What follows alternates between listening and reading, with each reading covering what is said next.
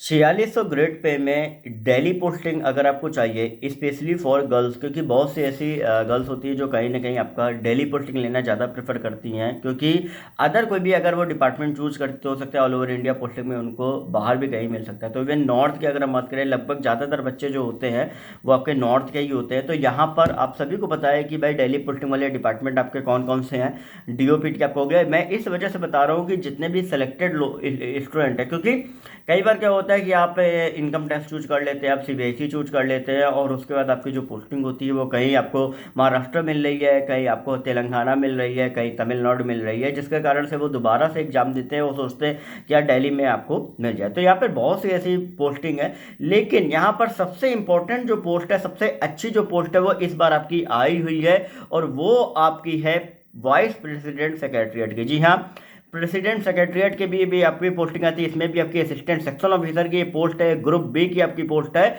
और इसमें सिर्फ और सिर्फ एक ही वैकेंसी है जनरल कैटेगरी के लिए। तो जितने भी स्टूडेंट जो जनरल कैटेगरी के लिए इस पोस्ट को जरूर चुने, बहुत अच्छी पोस्ट है। और लगभग देखा जाए हर 2 या 3 साल में एक ही बार एक वैकेंसी आती है। इसके पहले प्रेसिडेंट वाली आई हुई थी।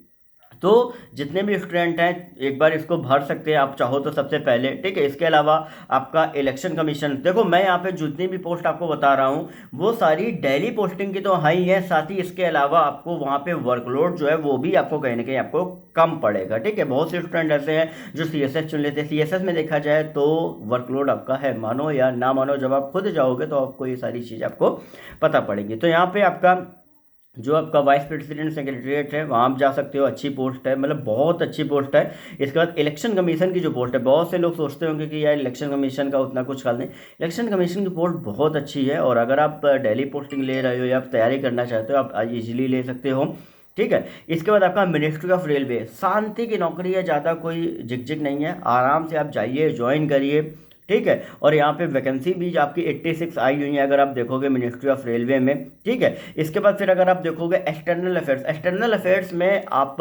जैसे ही आप वहाँ पोस्टिंग लोगे, अब वहाँ पे प्रॉब्लम क्या होती है कि अगर आप स्टार्टिंग से ही अपना ग्राउंड बना के रखो कि भाई मुझे बाहर नहीं जाना है, ठीक है, और उसके लिए आप अपना जो भी ग्राउंड आप बता सको उनको कि सर ऐसा ऐसा प्रॉब्लम है, नहीं जाना, क्योंकि 2 साल बाद आपको वो भेजते ही भेजते हैं। लेकिन एक चीज़ ध्यान रखो कि अगर आप सोचो कि एक बार हम चले गए उसके बाद फिर हम वापस आ जाए, वापस आना बहुत ज़्यादा मुश्किल होता है अगर एक बार भी आप फॉरेन कंट्री में अगर आप एक बार पोस्टेड हो गए, ठीक है। फिर वहीं का वहीं ट्रांसफ़र होते रहते हैं।